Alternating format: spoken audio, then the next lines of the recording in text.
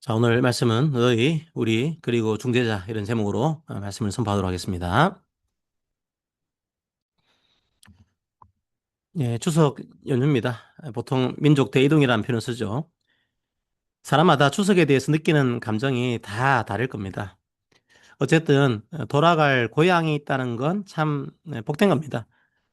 오늘 이사야서의 본문은 바벨론에 잡혀갔다가 다시 자기 고향으로 돌아온 유대 백성을 염두에 두고 읽으시면 좋을 것 같습니다. 다시 나라를 찾았으니까 얼마나 좋았겠습니까? 예, 희망에 부풀어 있었을 겁니다. 그래서 나라를 다시 찾은 다음에 한 가지를 다짐하게 됩니다. 나라가 망한 건 하나님께 제대로 예배드리지 않았기 때문이다. 예, 그렇게 생각하죠. 예, 그래서 열심히 종교 생활을 해야겠다 다짐을 합니다. 안식일을 철저하게 지킵니다. 그리고 금식도 합니다. 원래 율법에는 나와 있지 않은 금식까지 만들어서 금식을 합니다. 하지 않아도 될 금식까지 하고 있는 거죠. 어떤 마음이 있었을까요? 예, 지성이면 감천이라는 마음도 있었겠죠. 이렇게 우리가 안식일도 지키고 명령하지도 않은 금식까지도 추가로 하고 있으니 이제 하나님께서 우리를 지키실 거다. 이런 생각을 했겠죠. 그래서 열심을 냅니다. 다시 고향에 오게 해주셔서 너무 감사합니다. 그런 마음이 아닙니다. 이제는 우리가 열심히 종교 생활을 할 테니까 이제 우리 잘 봐주셔야 합니다. 이렇게 하나님과 거래를 하고 있는 거죠. 그런데 한 해, 두 해가 지나도 큰 변화가 없습니다. 여전히 강대국들이 자기들을 괴롭힙니다. 자기들의 삶도 별로 달라지지 않는 것 같습니다. 부자가 아닙니다. 그래서 하나님께 원망을 하기 시작하죠. 그게 이사야 58장에도 나옵니다. 이렇게 열심히 금식도 하고 종교 생활을 하는데 왜 우리는 이 모양 이 꼴이냐 불평을 하죠. 58장 3절을 볼까요? 우리가 금식하되 어찌하여 주께서 보지 아니하시오며 우리가 마음을 괴롭게 하되 어찌하여 주께서 알아주지 아니하시나이까. 보라, 너희가 금식하는 날에 오락을 구하며 온갖 일을 시키는도다. 최근에 2026년 한국교회 트렌드라는 책이 출간됐는데요. 교회가 어떤 식으로 변하고 있나 이런 것들을 통계적으로 보여주는 책입니다. 그 중에 한 트렌드가 무속입니다. 기독교인들도 약 20%가 무속을 경험했다는 겁니다. 10명의 기독교인 중에 3명이 무속으로 위로를 얻는다. 그렇게 응답했습니다. 기독교 신앙 안에 무속적 요소가 있다. 그렇게 응답한 교인들이 80%였습니다. 왜 그럴까요? 우선 그 사람이 믿음이 있냐 없냐의 문제는 차치하고 보겠습니다. 왜 그럴까요? 거래하기가 편한 겁니다. 그리고 거래의 결과가 바로 나타납니다. 무당에게 복세를 줍니다. 그러면 무당이 바로 말해줍니다. 동쪽으로 가야 귀인을 만날 거야. 딱 제시해 주는 겁니다. 종교 활동의 결과가 바로바로 나타나는 거죠. 그런데 하나님은 그렇게 안 하시는 겁니다. 금식을 그렇게 해도 말씀을 안 하시는 거죠. 안식일에 아무리 일을 하지 않고 쉬어도 잘했다 칭찬도 안 해줍니다. 재물을 그렇게 바쳤는데도 부자로 만들어주지 않습니다. 거래가 제대로 안 되고 있는 겁니다. 그래서 이스라엘이 불평불만을 하고 있는 거죠. 그런데 왜 하나님이 안 들으신 걸까요? 왜 아무리 말해도 응답하지 않으신 걸까요? 59장 1절에 59장이죠. 59장 1절에서 2절을 봅시다.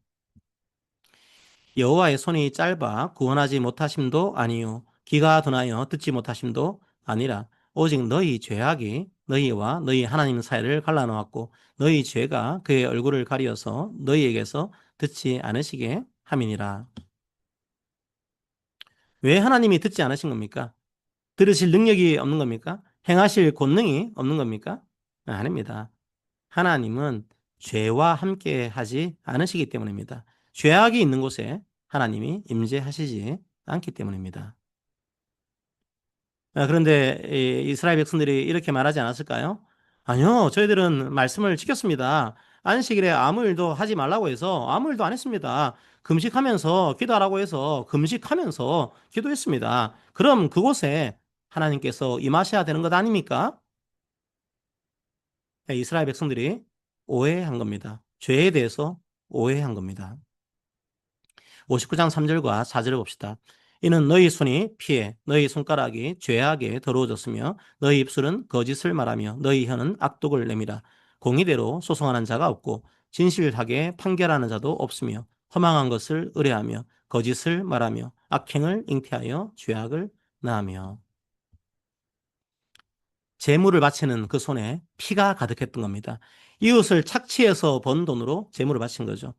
금식하면서 기도한 그 입술에 거짓이 가득했던 겁니다. 온갖 증오와 혐오의 목소리를 내면서 금식했던 거죠. 성경은 뭘 죄라고 말합니까? 하나님의 말씀을 따르지 않는 것을 죄라고 합니다. 그렇다면 뭐가 하나님의 말씀입니까?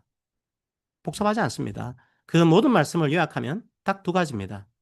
하나님을 사랑하는 겁니다. 그리고 이웃을 사랑하는 겁니다. 사실 이 두 가지는 따로 가는 명령이 아닙니다. 하나님을 사랑하는 자는 이웃을 사랑하게 됩니다. 이웃 사랑으로 하나님의 사랑을 입증하게 됩니다. 이웃을 사랑하지 않으면서 하나님을 사랑한다고 기도하면요, 바로 그게 거짓된 입술인 거죠.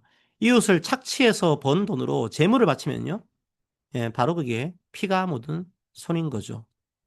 이스라엘 민족이 바로 그랬던 겁니다. 하나님을 섬긴다고 말했지만 사실은 하나님을 섬기지 않은 겁니다. 우리도 마찬가지입니다. 한국 교회만큼 주일 성수를 잘하는 교회는 없습니다. 한국 교회만큼 11조를 잘하는 교회도 없습니다. 저는 물론 이런 것들이 우리 신앙의 선배들이 우리에게 물려준 참 아름다운 유산이라고 생각합니다. 가난한 중에도 우리 이웃을 생각하면서 헌금을 했습니다. 그 바쁘고 피곤한 와중에도 모든 날의 주인을 주님이라고 고백하면서 주일에 예배를 드렸습니다. 하지만 서서히 그 본질을 잊기 시작했습니다. 헌금을 한 그 돈으로 우리의 이웃을 섬기는 게 아니라 교회당의 외형만 꾸미기 시작했습니다. 주일에 와서 말씀으로 스스로를 돌아보는 게 아니라 주일에 뭔가를 했다는 자기의에 빠지게 됐습니다. 밖에서는 관계가 엉망진창인데 주일에는 거룩한 척 예배를 드리고 있는 거죠. 단순하게 미시적인 관계만 그런 건 아닙니다. 사절을 보십시오. 뭘 말하고 있습니까?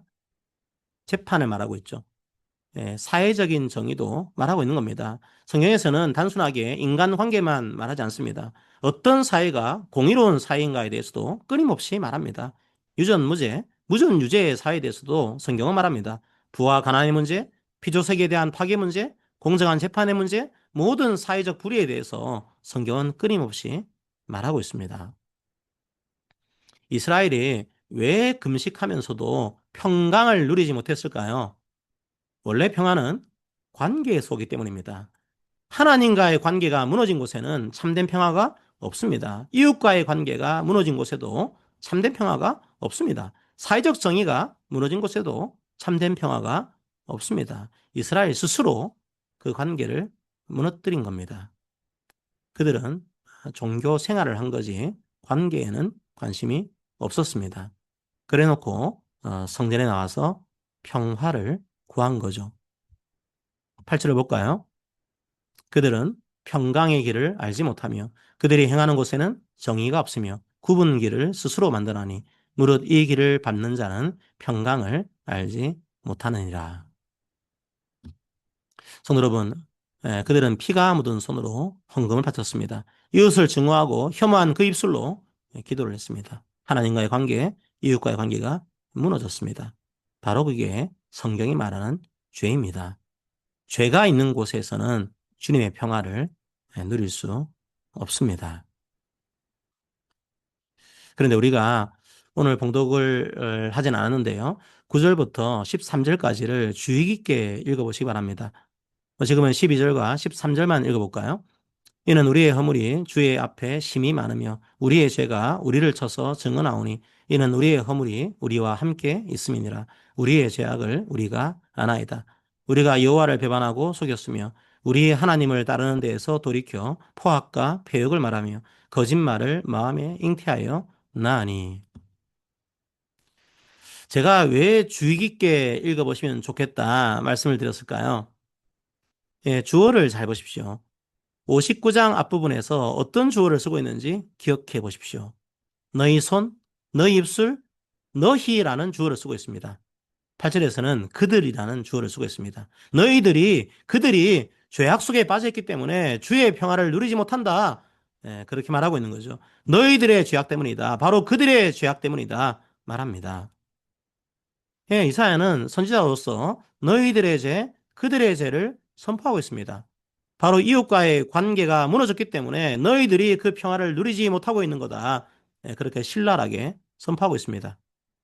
필요한 선포죠. 자, 그런데 주의할 점도 있습니다. 그 짧은 성경 본문을 묵상하면 유익한 점이 많습니다. 그 본문을 깊이 묵상할 수 있는 거죠. 하지만 조심해야 할 부분들이 있습니다. 그 본문 전체에서 뭘 말하려고 하는지 놓칠 수가 있는 거죠. 이사야는 바로 너희들의 죄 때문이야, 이 나쁜 놈들아, 이렇게 선포하고 끝내지 않습니다. 뭐라고 말합니까? 그런데 나도, 우리도 그런 죄악 속에서 살아왔어. 예, 그렇게 고백하고 있는 거죠. 그들의 죄악을 마치 우리의 죄악처럼 여긴다는 거죠. 아니면 자기들도 그런 죄를 짓고 있다고 고백한 거죠. 독일 교회 얘기를 잠깐 하겠습니다. 독일의 교회도 부끄러운 역사를 가지고 있습니다. 많은 독일의 기독교인들이 히틀러의 주장에 동조했습니다. 히틀러를 독일을 위한 신의 선물이라고 했습니다. 유럽 사회에서 뿌리 깊은 반유대주의를 용인했습니다. 인종차별을 사실상 허용한 거죠. 물론 거기에 반대한 교회도 많았습니다. 하지만 나서지 않았습니다. 저항하지는 않았지만 침묵한 교회가 많았던 거죠. 나치즘을 사실상 침묵으로 인정한 거죠. 마치 한국교회 상당수가 신사참배를 했던 것과 비슷합니다. 부끄러운 교회 역사죠.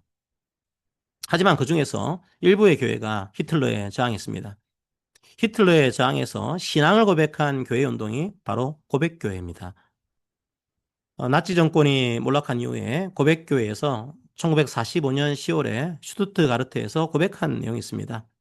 읽어드리겠습니다.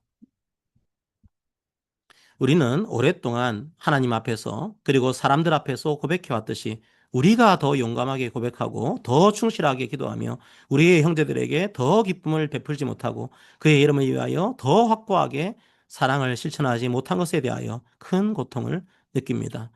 우리는 이제 우리 민족에게 무한한 고통을 안겨준 것을 보고 더 큰 고통을 느낍니다. 우리 교회가 더 분명하게 고백하고 더 분명하게 기도하고 더 분명하게 믿고 더 불타는 사랑을 행했더라면 하나님은 우리와 우리 민족에게 다른 길을 열어주셨을 것입니다. 우리는 온 세계에 있는 우리 형제들과 함께 이 길을 걸어갈 수 있기를 바랍니다. 어떻습니까? 그냥 이 나쁜 놈들아 이렇게 말하면 되지 않았을까요? 적어도 우리처럼 나치에 동조하지 말았어야지. 예, 그렇게만 말하고 끝내도 되지 않을까요? 그런데 고백교회에서는 뭐라고 합니까? 우리라고 고백합니다. 우리가 사랑을 실천하지 못했다고 말합니다. 그들의 죄로 우리가 고통을 느꼈다고 말합니다. 독일 제국교회의 죄악을 마치 자신의 죄악처럼 여기고 아파했다는 겁니다. 그리고 우리가 더 기도하고 더 사랑하지 못한 것을 고백한 거죠. 자, 그런데 실제 고백교회는 나치에 동조하지 않았습니다. 그런데 스스로 죄를 지었다고 고백합니다. 무슨 죄일까요? 침묵했다는 겁니다. 그냥 지켜봤다는 겁니다. 사회적 불의에 대해서 무관심했다는 겁니다. 성도 여러분, 가슴만 치고 사회의 불의에 대해 침묵하면 어떻게 될까요?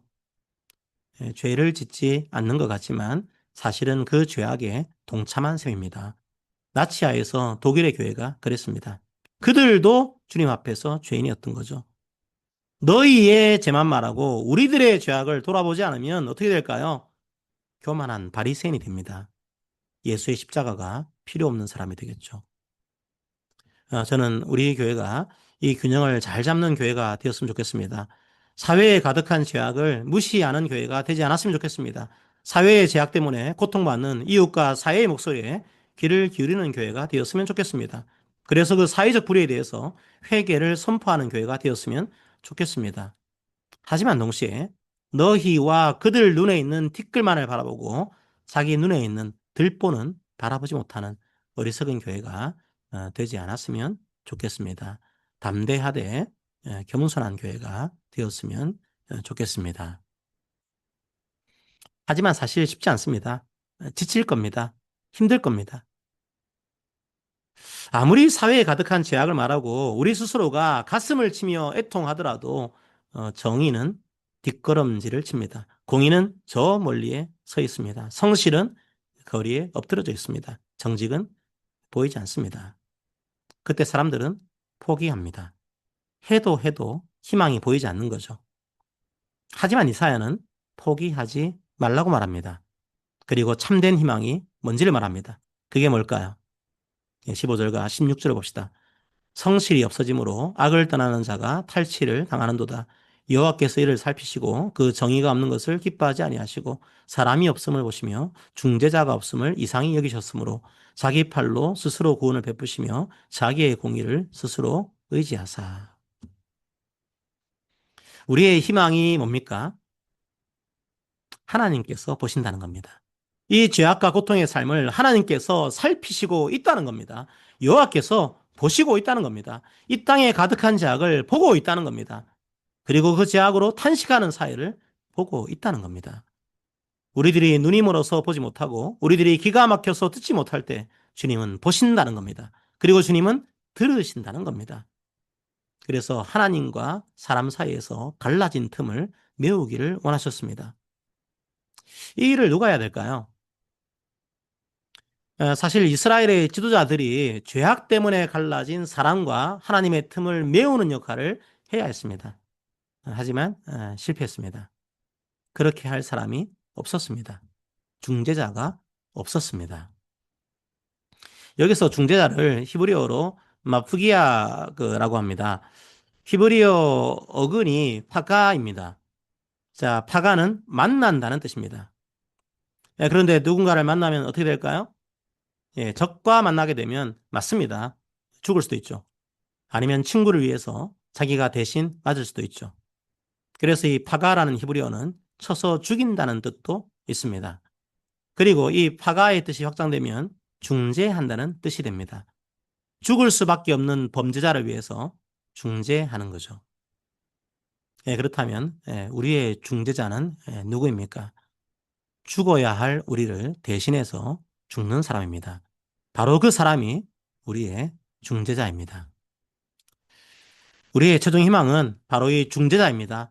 많은 사람들이 왔지만 완전한 중재자가 되지는 못했습니다. 여전히 자기의 죄 때문에 스스로 넘어졌던 거죠. 그래서 사람들에게는 영원한 중재자가 필요합니다. 바로 주님께서 이 땅에 오셨습니다. 그래서 우리를 만나셨습니다. 그리고 우리의 죄를 마치 주님의 죄인 것처럼 그 모든 죄를 지시고 죽으셨습니다. 그때 흘리신 십자가 보혈이 하나님과 우리 사이에 갈라진 틈을 메웠습니다. 그래서 영원한 우리의 중재자가 되셨습니다. 바로 이게 우리의 영원한 희망이 된 겁니다. 너희의 피 묻은 손만 말해서는 안 됩니다. 우리의 허물만 바라봐서도 안 됩니다. 그러면 무너집니다. 반드시 중재자의 구원이 필요합니다. 중재자의 십자가를 힘입어서 우리는 오늘도 살아갑니다. 그러므로 겸손하게 하지만 담대하게 나아가시기를 축복합니다. 성도 여러분, 이 시간 우리는 우리의 할 일을 합시다. 말씀과 기도로 주의 뜻을 분별합시다. 그리고 각자의 삶에서 최선을 다합시다. 그리고 형제자매를 사랑합시다. 그리고 우리 이웃을 사랑합시다. 사회의 불의에 대해서는 각자의 방식으로 저항합시다. 침묵하지 맙시다. 하지만 이 모든 일들을 우리의 영원한 중보자가 되시는 주님을 의지해서 합시다. 자, 이번 주간은 추석 연휴입니다. 즐겁기도 하지만 피곤하기도 합니다. 온갖 관계들 속에서 기쁨을 누리지만 또 동시에 관계들 속에서 오는 어려움도 경험합니다. 너희의 피 묻은 손을 보기도 합니다. 하지만 동시에 우리의 허물도 발견합니다. 그래서 낙담하고 지칠 수도 있습니다. 하지만 우리에게는 영원한 중재자가 있습니다. 예수 그리스도의 십자가가 우리에게는 있습니다. 그 십자가의 보혈이 영원히 우리들의 마음속에 흐르고 있습니다. 그러므로 우리는 살아갈 수 있습니다. 포기하지 않을 수 있습니다. 그 십자가의 은혜가 이 추석 연휴 기간에도 가득하기를 축복합니다. 주의 선하심을 경험하는 추석 연휴가 되기를 축복합니다. 아멘. 자, 이제 오늘 부를 찬양은 선한 능력으로라는 찬양인데요. 이게 아까 봤던 보네포 고백교회 보네포 목사님이 이제 적었던 시를 가지고 찬양곡을 만든 겁니다. 이제 나치에 의해서 교수형을 당하기 전에 이제 지었던 시 중에 하나입니다. 그 느낌을 생각하시면서 함께 우리가 주님만을 의지합니다 고백하는 그 시간이 되길 바랍니다. 함께 찬양합시다.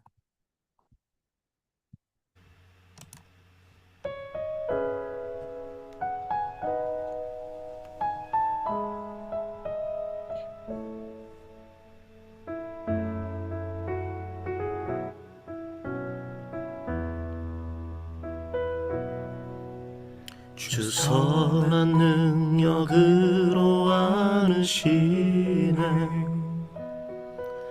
그 크신 팔로 날 붙드시네 절망 속에도 흔들리지 않고 사랑하는 주 얼굴 구하리 주 선한 능력으로 안으시네 그 크신 팔로 날 붙드시네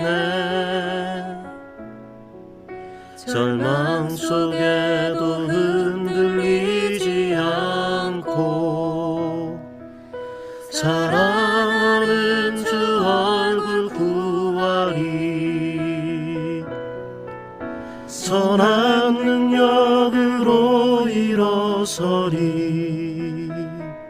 주만 의지하리 믿음으로 우리 고대 안에 주 오실 그날 영광의 새날을 맞이하리 이전의 괴로운 날에 애워싸고 고난의 길을 걷는다 해도 주님께 모두 맡긴 우리 영혼 끝내 승리의 달을 맞으리 선한 능력으로 일어서리 주만 의지하리 믿음으로 우리 고대 안에 주 오실 그날 영광의 새날을 맞이하리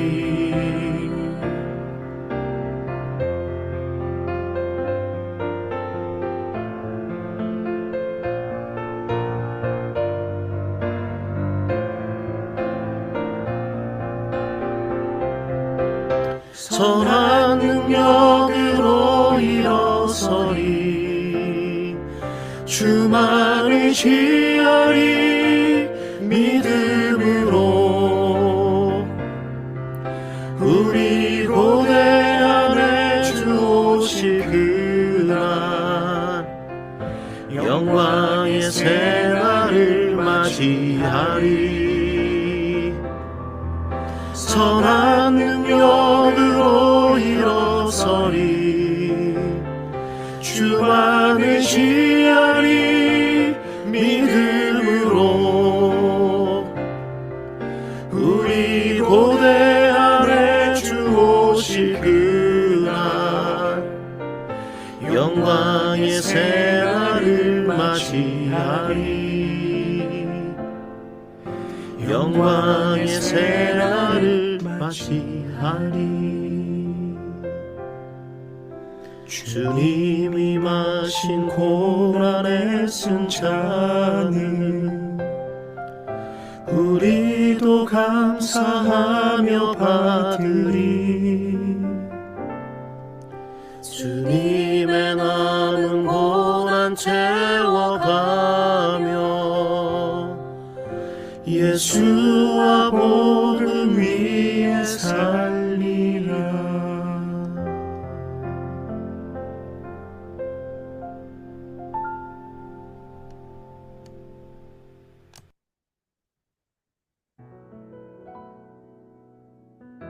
자, 우리 오늘 말씀을 생각하면서 기도합시다.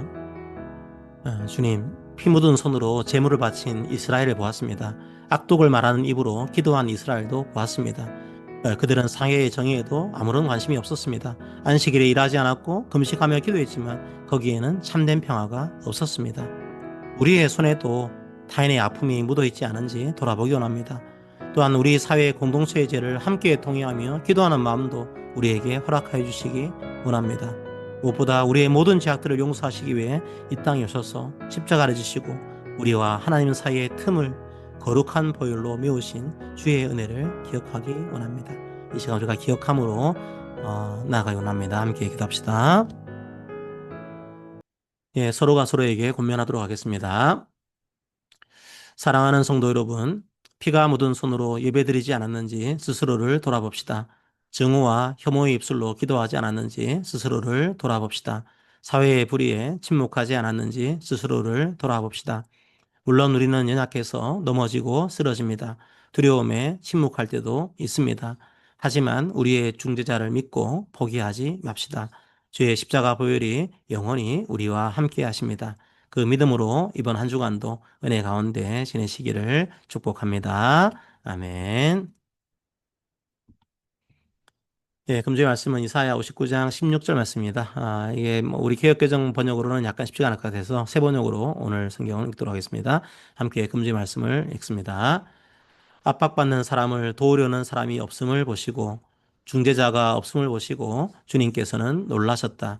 주님께서는 직접 억압받는 사람들을 구원하시려고 반드시 공의를 이루시려고 당신의 능력을 친히 발휘하실 것이다.